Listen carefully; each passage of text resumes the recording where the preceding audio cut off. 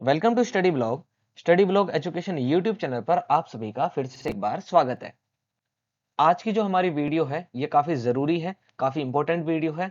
ठीक है, क्योंकि इसके अंदर हम इंपॉर्टेंट एमसीक्यूज को करने वाले हैं जो कि अध्याय 1 इतिहास का है, क्लास 9th का, जिसका नाम है फ्रांस की क्रांति या फ्रांसीसी क्रांति। ठीक है, तो सीबीएसई टर्म 1, जैसा कि आपको पता होगा कि इस बार जो आपका एग्जाम है वो एमसीक्यू बेस्ड आने वाला है। एमसीक्यू वाले जो है उसमें क्वेश्चंस आएंगे और आपको ओएमआर सीट के अंदर जो है उसको फिल करना है। ठीक है, गोले भरने हैं आपको। तो एमसीक्यूज क्वेश्चन जो है अच्छे भी होते हैं, इजी भी होते हैं और काफी कंफ्यूजन वाले भी होते हैं। ठीक है, और टफ भी होते हैं। तो वो डिपेंड करता है कि आपकी प्रिपरेशन कैसी है, उस हिसाब से जो है आपको सवाल का जो नेचर है वो आपको मिलेगा। तो हमारी कोशिश जो है वो बिल्कुल यही है कि आपके लिए ज्यादा से ज्यादा क्वेश्चन लेकर के आए हम, ताकि आपकी एग्जाम से पहले अच्छे से प्रिपरेशन हो जाए और आपका जो एग्जाम है वो काफी ही अच्छा जाए। ठीक है, तो चलिए इसी कड़ी को शुरुआत करते हैं। इसी कड़ी की जो हमने शुरुआत कर रखी है इसी को हम आगे बढ़ाते हैं। साइंस की वीडियो भी आपको मिल जाएगी, साइंस के ऊपर ऑलरेडी बनाई है, यानी कि साइंस के जो टॉपिक जो आपके टर्म 1 में आने वाले हैं उनकी वीडियोस आपको मिल जाएंगी।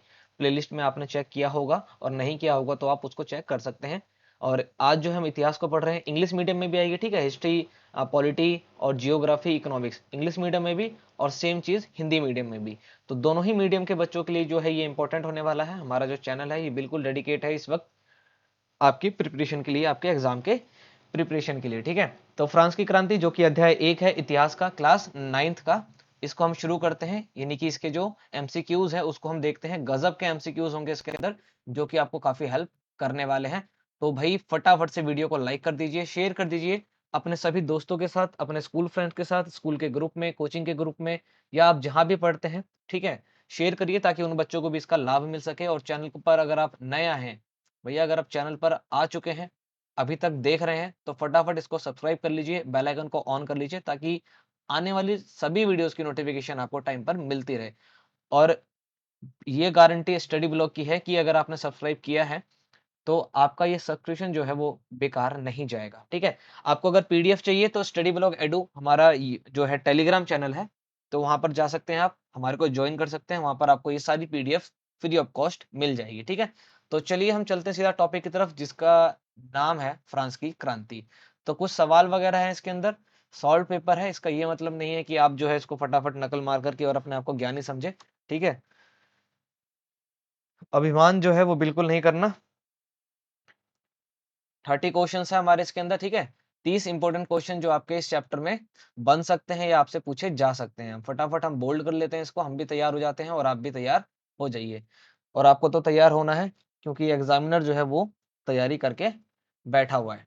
तो पहला क्वेश्चन बड़ा ही आसान है, फ्रांस की क्रांति कब हुई? तो ये 1789, याद करने का बहुत ही आसान तरीका है, 1789, 1789 में। ठीक है, 1789 को। तो यहाँ पर कुछ व्याख्या करके भी हमने बताया है, जैसे कि आप उसको देख करके उसके एडिशनल बनने वाले क्वेश्चंस को भी आप अच्छे से समझ सकते हैं। तो 1789 में फ्रांस में आजादी के लिए क्रांति हुई थी। किसके लिए? जो ये लड़ाई हुई थी, जो क्रांति हुई थी फ्रांस के अंदर, जो रिवोल्ट हुआ था, ये किस लिए हुआ था? तो टू फ्रीडम, यानी कि भाई फ्री होने के लिए, आजादी के लिए। और इस समय जो इसका राजा था वो था लुई 16वां। और लुई 16वां जो था वो काफी अत्याचारी शासक था। ठीक है भाई, क्रूल था एकदम। इस प्रकार से आपको पढ़ना है ताकि आपकी प्रिपरेशन एकदम गजब होगी सर। टेंशन काहे ले रहे हैं आप? आपने पढ़ाई की है तो यकीन करिए। ठीक है, लक्ष्मी चोरी हो सकती है, सरस्वती किसी के बस की नहीं है जो चुरा ले। समझे? तो लिब्रे क्या है भाई? लिब्रे जो थी वो फ्रांस की मुद्रा थी। मुद्रा समझते हो? करेंसी। फ्रांस की करेंसी क्या थी लुई 16वें के टाइम में? तो लिब्रे। कैसे भी सवाल आपसे पूछा जा सकता है। ठीक है, फ्रांस की मुद्रा क्या थी? लिब्रे थी। इसको कब हटा दिया गया? 1794 में। यानी अब जो है फ्रांस की क्रांति, सॉरी फ्रांस की क्रांति तो चैप्टर का नाम है। अभी क्या है? अभी है यूरो। अभी जो फ्रांस की जो करेंसी है वो क्या है? यूरो। लेकिन 1794 से पहले क्या थी? लिब्रे। ठीक है, ध्यान रखिएगा इस बात का। अगला क्वेश्चन देखिए भाई फटाफट। अभी पहले क्वेश्चन में हमने इसके बारे में डिस्कस किया था कि जब फ्रांस की क्रांति हुई थी तो उस वक्त शासन किसका था? तो लुई 16वां था, जो अपने भाई लुई 15वें को हटा करके बना था। ठीक है, तो लुई 16वें का शासन था, ये तो आपको पता चलेगा होगा। इसी के वक्त जो है फ्रांस की क्रांति हुई 1789 के अंदर। लुई 16वां 1774 में राजगद्दी पर बैठा था और ये एक निरंकुश शासक था। ठीक ठीक है, एकदम बेलगाम घोड़े की तरह था, कुछ भी अपनी मर्जी से ये करता था। ठीक है, इंपॉर्टेंट था, आपको पता होना चाहिए। स्टेट का मतलब क्या होता है भाई? स्टेट क्या थे फ्रांस के अंदर? जो जैसे कि हमारे यहाँ जातीय व्यवस्था है ना, फ्रांस में क्या थी? स्टेट व्यवस्था थी, यानी कि फ्रांस का सामाजिक वर्ग का विभाजन था। वहां पे जैसे लोग रहा करते थे, उसका उसको डिवाइजन जो कर रखा था, वो किस बेसिस पे कर रखा था? वो जो है वहां का स्टेट था। ओके, स्टेट स्टेट स्टेट नहीं, ए स्टेट कह सकते हैं उसको हम, ठीक है? ई से स्टार्ट होता है ये। तो भैया 3 हिस्सों में डिवाइड था ये। सबसे ऊपर पादरी, ठीक है, क्लर्जी जिसको बोलते हैं, दूसरे पे कुलीन वर्ग के थे और तीसरे में बड़े-बड़े व्यवसायी, वकील, किसान, कारीगर, छोटे किसान, भूमिहीन मजदूर, नौकर, व्यापारी, अदालती कर्मचारी, ये सभी जो थे वो तीसरे स्टेट में था। ये इंपॉर्टेंट चीज़ है, ठीक है? तो व्याख्या का फ़ायदा आपका ये होगा कि आप जो है इस एक क्वेश्चन के कारण आपने यहाँ पर 4 क्वेश्चन को और पढ़ लिया है, ठीक है? तो ये काफ़ी ज़्यादा अच्छी चीज़ है। तो देखिए न नीचे जो है क्वेश्चन भी इसी में से बना है। कि द्वितीय स्टेट में यानी कि सेकंड स्टेट में कौन लोग थे? तो अभी आपने ऊपर पढ़ा सेकंड में कौन थे? कुलीन वर्ग थे, जबकि पादरी पहले पर थे और व्यापारी किसान जो थे वो तीसरे में थे। तो पहले पे पादरी, दूसरे पे कुलीन वर्ग के थे और तीसरे में व्यापारी और किसान भी जो थे वो भी तीसरी में ही थे, ठीक है? तो ये आपको पता चल गया होगा आसानी से। तो यही फ़ायदा होता है व्याख्या वाला का, ठीक है? यानी कि व्याख्या करके अगर आप जान लेते हो उस चीज़ को, तो काफ़ी अच्छे से आपको मालूम चल जाता है। अगला देखिए क्वेश्चन, तृतीय स्टेट में कौन सा वर्ग शामिल नहीं था? देखिए जब नहीं पूछा जाए तो ध्यान से करिएगा। तो कौन सा नहीं था भाई? ये भी तीसरे में थे, ये भी तीसरे में थे, बड़े व्यवसायी भी तीसरे में थे, जबकि कुलीन वर्ग जो थे वो दूसरे में थे, ये शामिल नहीं था, ठीक है? काफी आसान क्वेश्चन था। बस नोट लगा दिए अगर क्वेश्चन में, तो ध्यान रखिएगा कि उसको आपको ध्यान से करना है, ठीक है? क्योंकि सबसे ज्यादा कंफ्यूजन जो है उसी क्वेश्चन में क्रिएट हो जाती है। तो पादरी किस स्टेट के अंतर्गत शामिल था? पादरी क्या थे भाई? प्रथम थे। ये लोग करते क्या थे? तो भाई चर्च का जो है कामकाज देखते थे ये लोग, और प्रथम स्टेट में ये आते थे। ये टैक्स नहीं पे करते थे, ठीक है? ये कोई भी टैक्स पे नहीं करते थे और साथ-साथ में ये टैक्स लेते भी थे किसानों से, ठीक है? यानी तीसरे वर्ग के लोगों से ये टैक्स लेते भी थे। क्वेश्चन नंबर 8 देखिए, फ्रांसीसी समाज में कितने प्रतिशत जनसंख्या किसानों की थी? यानी कि भाई जो भी फ्रांस का समाज था, उसमें किसान जो थे वो कितने प्रतिशत थे? तो वो भाई बिल्कुल 90% थे। अब देख रहे होंगे कि 90% किसान जो थे वो केवल 90% जो लोग थे फ्रांस के अंदर, वो केवल किसान थे। और इसमें से भी जो है 60% पर जो है कुलीन का जो है अपना अधिकार था, पादरी का, ठीक है? और तृतीय स्टेट में भी जो अमीर लोग थे ना, जैसे बड़े-बड़े व्यवसायी, उनका अधिकार हुआ करता था। मतलब असली में तो किसान थे 90%, लेकिन इनके पास अपने अधिकार बिल्कुल ही कम थे, ठीक है? और इसी कारण जो है फ्रांस में क्रांति भी हुई थी। ये रीज़न भी था इसका। अगला देखिए, निम्न में से किसे राज्य को दिए जाने वाला कर देने की छूट था? मतलब जो स्टेट को टैक्स दिया जाता है, तो कौन सा ऐसा वर्ग था जिसमें वो लोग टैक्स नहीं पे करते थे? तो पादरी, क्योंकि ये पहले वर्ग के थे व्यक्ति, ठीक है? पहले स्टेट के थे, तो ये लोग टैक्स नहीं देते थे, बल्कि बाकी सभी जो है टैक्स पे करते थे, ठीक है? भाई थर्ड वाले जो तीसरे स्टेट में थे ना, उनको तो सारे टैक्स पे करने पड़ते थे। उनको स्टेट को भी देना पड़ता था और चर्च को भी देना पड़ता था। क्वेश्चन नंबर 9 हमारा हो चुका है यहाँ पर। क्वेश्चन नंबर 10 देखिए, 10वां सवाल आपकी स्क्रीन पर ये रहा। इनमें से कौन प्रत्यक्ष कर था? कौन सा जो है प्रत्यक्ष कर था? प्रत्यक्ष कर था? टाइड, टाइल, लिबरे या स्टेट? तो टाइल, ठीक है? कौन सा था? टाइल। ओके, देखिए राज्य द्वारा सीधे तौर पर लिए जाने वाला कर क्या कहलाता था? यानी कि सीधे तौर पर, यानी कि मान लो या किसानों से या तृतीय वर्ग के लोगों से सीधे कौन ले लेता है भाई? स्टेट। स्टेट जो टैक्स लेता है उसको क्या बोलते हैं हम? टाइल। मतलब हम बेसिकली फ्रांस के अंदर क्या बोला गया? टाइल। और टाइड जो था ये धार्मिक कर था, ये चर्च में दिया जाता था, ठीक है? इसको कौन लेता था? पादरी। यानी कि जो टाइड था इसको, क्योंकि भाई चर्च में तो यही मालिक हुआ करते हैं, तो इनको तो जो ये किसान थे भाई, ये स्टेट को भी टैक्स देते थे जिसका नाम था टाइल, और ये लोग पादरी को भी टैक्स देते थे जिसका नाम था टाइद, ठीक है? लिब्रे जो थी वो फ्रांस की मुद्रा थी। ये तो आपको पता चल गया, करेंसी। ओके। और स्टेट जो है फ्रांस की सामाजिक वर्ग का बंटवारा कर रखा था। तो यहाँ तक आपको देख रहे होंगे कि सवाल कितने ज़्यादा जो है आपके बन रहे हैं और कितने अच्छे से आपको समझ में आ रहा है। क्वेश्चन नंबर 11 देखिए, इनमें से कौन चर्च द्वारा दिया जाने वाला कर था? निम्न में से कौन सा जो चर्च द्वारा लिए जाने वाला धार्मिक कर था? तो भैया अभी हमने ऊपर पढ़ा धार्मिक कर कौन सा था? ताइद।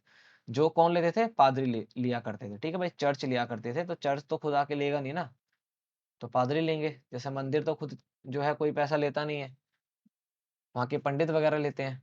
क्वेश्चन नंबर 12 देखिए, 1789 में जब फ्रांस में क्रांति हुई थी, उस समय फ्रांस की जनसंख्या कितनी थी? 2.8 करोड़। ठीक है। और इससे पहले 1715 में कितनी थी? 2.3 करोड़। और यही संख्या बढ़ करके कितनी होगी? 2.8 करोड़। और भाई इतनी ज्यादा दिक्कत हुई, त्राही त्राही हो गई थी, क्योंकि जनसंख्या बढ़ गई है साथ साथ में, और अनाज वगैरह बहुत कम हो गया था, जिस कारण यहाँ पर ब्रेड ब्रेड के रेट जो है काफी ज्यादा हो गए थे, और फ्रांस में क्रांति का जो है माहौल तैयार हो गया था। ठीक है। चैप्टर अगर आपने पढ़ा है तो आपको क्वेश्चन बड़े आसान लग रहे होंगे अभी तक। 13 क्वेश्चन देखिए। टू ट्रिटाइज ऑफ गवर्नमेंट के रचनाकार कौन है? ये जो पुस्तक है, ये जो बुक है, ये किसने लिखी है? तो ये लॉक ने लिखी है। किसने लिखी है भाई? लॉक ने लिखी है। ऑप्शन नंबर सी क्या कर दें हम? लॉक कर दें। ठीक है। इसने राज्य के देवी और निरंकुश अधिकारों के सिद्धांतों का खंडन किया। जो जैसे कि जो राजा थे वहां के, जो निरंकुश राजा थे, अपने हिसाब से काम करते थे। ठीक है। जो अधिकारी थे, जो स्वतंत्रता में, मतलब बेसिकली लोकतंत्र में विश्वास नहीं रखते थे, तो उनके जो सिद्धांत थे, उनके जो प्रिंसिपल्स थे, उनके बारे में इसके अंदर क्या किया गया? आलोचना की गई है उसकी। ठीक है। क्वेश्चन नंबर 14 देखिए। The spirit of the laws, इसके लेखक कौन है? तो इसके लेखक कौन है हमारे? ऑप्शन नंबर सी के अंदर आपको नाम दिख रहा है, बताओ। मांतेस्क्यू। कौन है इनके लेखक? भाई मांतेस्क्यू। ठीक है। इन्होंने ये बुक लिखी है जिसके अंदर विधायिका, कार्यपालिका और न्यायपालिका के बीच जो सत्ता का विभाजन करना चाहिए, वो इन्होंने उसमें लिखा था कि भाई विधायिका अलग होनी चाहिए, कार्यपालिका अलग होनी चाहिए, न्यायपालिका जो है वो अलग होनी चाहिए, और इनके बीच में जो पावर डिस्ट्रीब्यूशन होगा वो किस प्रकार होगा, ये इन्होंने अपनी बुक में लिखा था। क्वेश्चन नंबर 15 देखिए। स्टेट जनरल के आह्वान पर तृतीय स्टेट नेशनल असेंबली का गठन कब किया गया था? तो ये इंपॉर्टेंट क्वेश्चन है। ठीक है। ये ध्यान रखिएगा। 1789 में ही किया गया था, जब क्रांति स्टार्ट हुई थी। बिल्कुल सर। 1789 में आह्वान पर तृतीय स्टेट नेशनल असेंबली का गठन 20 जून 1789 को किया गया। इसका नेतृत्व कहां पर हुआ था भाई? किसने किया था? मियरबो और आबेसिये ने इसका नेतृत्व किया था, लीडरशिप की थी इसकी। ठीक है। या अगुवाई की थी। इसी दौरान ग्रामीण क्षेत्रों में किसानों का विद्रोह हो गया, रिवॉल्ट हो गया उनके बीच में, और 14 जुलाई को बास्तिल पर क्रांतिकारियों ने, बास्तिल जो था वहाँ का काफी तगड़ा जेल है। ठीक है। वहां पर क्रांतिकारियों ने हमला करके वहां के कैदियों को जेल से मुक्त करा दिया, रिहा करा दिया, मतलब भगा दिया, और साथ में जो हथियार वगैरह थे वो वहां से चुरा करके लेके आ गए थे, और उसको भी ध्वस्त कर दिया था जेल को। ठीक है। काफी इंपॉर्टेंट जेल था ये, काफी भारी। इसमें बड़े भयंकर भयंकर जो है कैदी थे। ठीक है। उनको इन्होंने क्या कर दिया था? छुड़ा दिया था।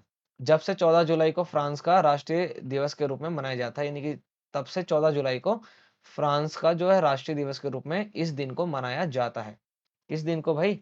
जो क्रांतिकारियों ने हमला करके कैदियों को छुड़ा दिया था। और बेसिकली क्या हुआ था भाई, इन्होंने, मतलब पब्लिक के लिए इसमें ज़्यादा काम करने की बात की गई थी। जो तृतीय स्टेट के लोग थे ना, उनको वोट देने का अधिकार नहीं था, काफ़ी सारे अधिकार नहीं थे उनको, तो उनके लिए जो भाई इनको आह्वान किया गया कि भैया आप भी आइए, बैठिए, तो इन्होंने इस तरह का विद्रोह भी यहाँ पर कर दिया था। क्वेश्चन नंबर 16 देखिए। सम्राट के शक्तियों पर अंकुश लगाने और सभी मनुष्य को मूलभूत अधिकार प्राप्त करने के लिए फ्रांस में संविधान कब बना? कह रही कि भाई सम्राट का जो शक्तियां हैं कि वो कुछ भी कर सकता है, इसको रोकने के लिए, और मनुष्य के मूलभूत अधिकार, फंडामेंटल राइट्स या बेसिक नीड्स जो है, इसको प्राप्त करने के लिए फ्रांस में संविधान कब बनाया गया था? तो 1791 में। मोस्ट इंपोर्टेंट क्वेश्चन है। ठीक है। ध्यान रखिएगा। 1789 जो है इसका, 1791। ठीक है। मोस्ट इंपोर्टेंट क्वेश्चन है, ध्यान रखिएगा इसका। तो 1789 में स्टेट जनरल के आह्वान पर जो है असेंबली का जो है गठन किया गया था, ये तो आपको पता चल गया, ऊपर वाले क्वेश्चन में देखा था। और इसका मुख्य लक्ष्य यही था कि भाई संविधान को तैयार करो, जिसको 1791 में पूरा कर लिया गया था। ठीक है। फ्रांस गणराज्य कब बना था भाई? जब संविधान बन गया, उसके बाद जब उसको लागू किया गया 1792 में, तो यहाँ पर क्या हो गया था? ये गणराज्य बन गया। और देखिए एक इंपॉर्टेंट क्वेश्चन, 1793 में लुई सोलमे को फांसी दे दी गई थी। मोस्ट इंपोर्टेंट क्वेश्चन आपको यहाँ पर मिल गया होगा। ठीक है। 1793 में लुई सोलमे को क्या दे दी गई? फांसी दे दी गई थी। ठीक है। और 92 में तो गणराज्य घोषित हो गया था। बन कब गया था? जैसे कि हमारे देश में देखो 1949, 26 नवंबर को हमारा संविधान बनकर तैयार हो गया था, लेकिन 26 जनवरी 1950 को लागू हुआ था। इसी प्रकार से बनके तैयार कब हो गया था ये इनका? 91 में, 92 में जो है ये गणराज्य बन गया, और 1903 में लुई सोलमे को फांसी दे दी गई थी। तो इंपॉर्टेंट चीज है, आपको यहाँ पर एक और क्वेश्चन देखने को मिल गया होगा। तो देखिए नेपोलियन वाला टॉपिक तो वैसे भी इंपॉर्टेंट है इसके अंदर। क्वेश्चन नंबर 18 में वही पूछा गया है कि नेपोलियन फ्रांस का सम्राट कब बना, तो 1804 में बना था ये, ठीक है। कब बना था? 1804 में।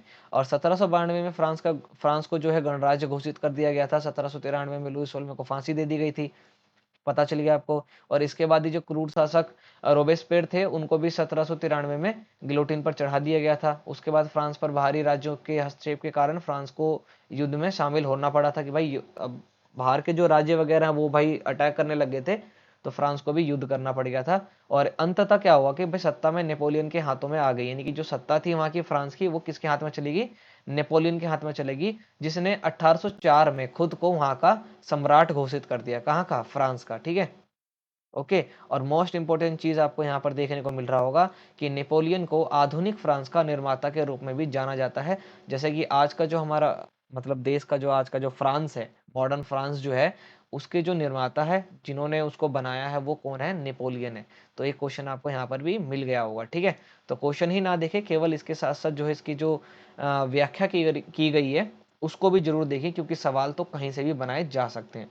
क्वेश्चन नंबर 19 देखिए, वाटरलू की लड़ाई कब हुई थी? कब हुई थी भाई? 1815 में हुई थी। 18 जून 1815 को फ्रांस के सम्राट नेपोलियन की सेना का सामना ब्रिटेन, रूस, प्रशिया, ऑस्ट्रिया और हंगरी की संयुक्त सेना से हुई थी। मतलब यहाँ पर तो केवल नेपोलियन की सेना थी, और इधर देखिए ब्रिटेन, रूस, प्रशिया, ऑस्ट्रेलिया और हंगरी, कितने सारे देश, कितने देश हो गए सर?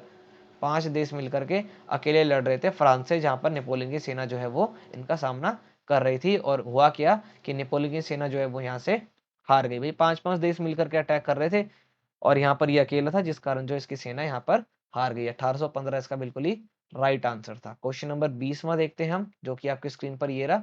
द सोशल कॉन्ट्रैक्ट नामक जो पुस्तक है वो किसने लिखी है? तो वो रूसो ने लिखी है, ठीक है। 3 राइटर आपको यहाँ पर मिल गए हैं, 3 किताबों के नाम मिल गए हैं अब तक, इंपॉर्टेंट है, ध्यान रखिएगा।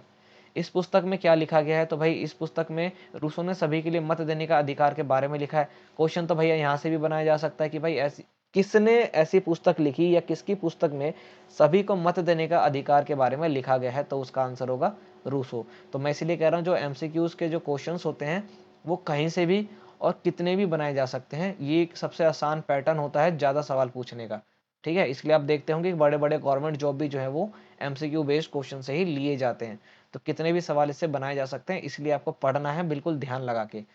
अपनी बुक को जरूर पढ़िए, एनसीईआरटी को जरूर पढ़िए, साथ साथ में आप एमसीक्यूज करते रहिए, ठीक है। आपकी प्रैक्टिस भी हो जाएगी, और आपको जो है पता भी चल जाएगा कि सवाल कैसे और कहाँ से बनाए जा सकते हैं।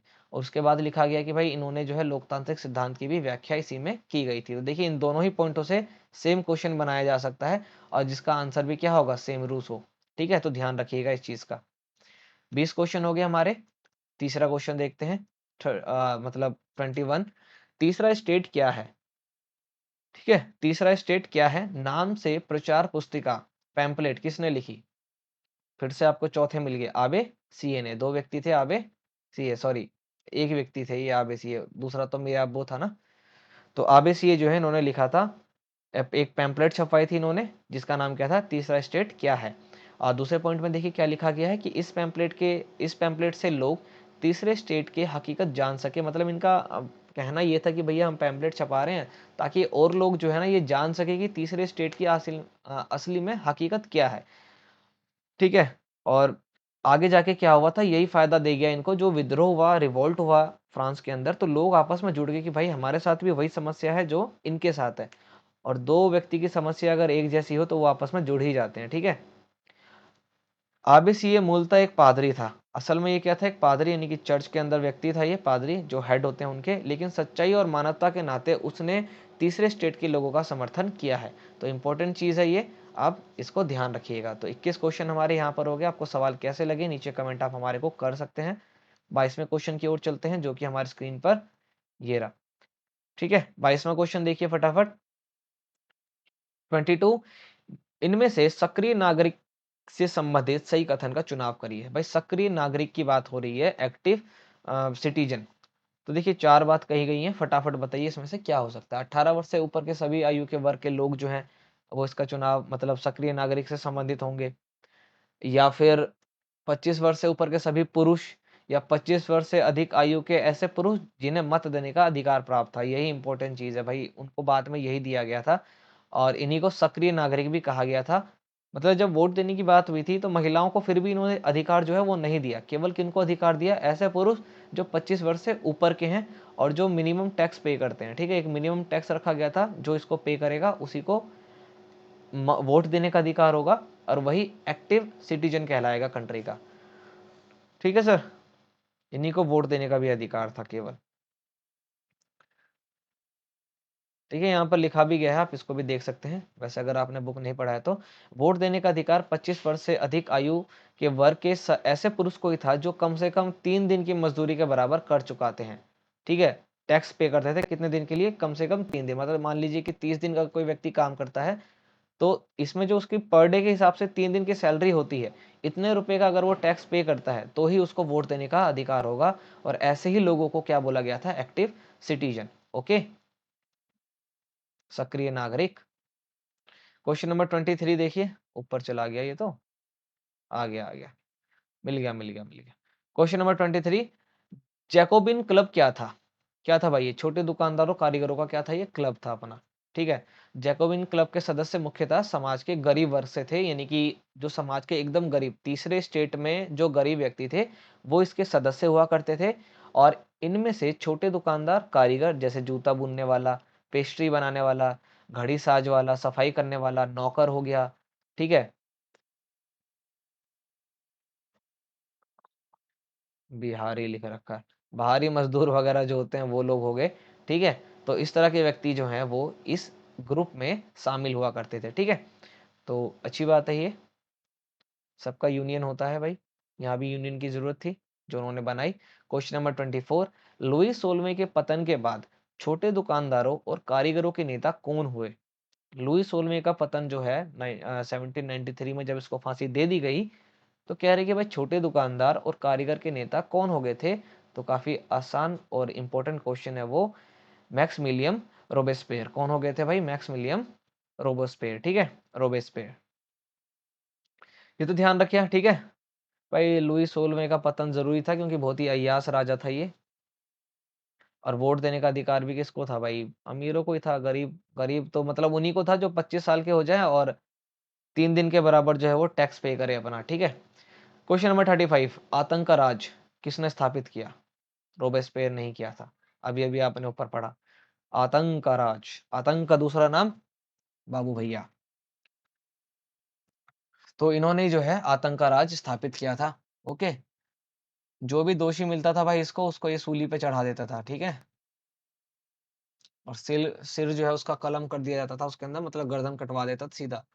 तो गिलोटिन क्या था? यही गिलोटिन पे चढ़ा दिया जाता था। सिर धड़ से अलग करने वाली एक मशीन है ये, इसी में चढ़ा करके वो जो है गर्दन अलग करवा दिया करता था। ठीक है, इतना क्रूर व्यक्ति था ये। दो खंभों के बीच में जो है मशीन चलती थी, ब्लेड, जिसमें उसकी मुंडी डाल करके गर्दन उसकी काट दी जाती थी। क्वेश्चन नंबर 27 देखिए, मैक्समिलियन रोबेस्पियर को गिलिटन पर कब चढ़ाया गया था? भैया इसने बनाया तो इसको भी तो चढ़ाया जाएगा। कब? 1794 में।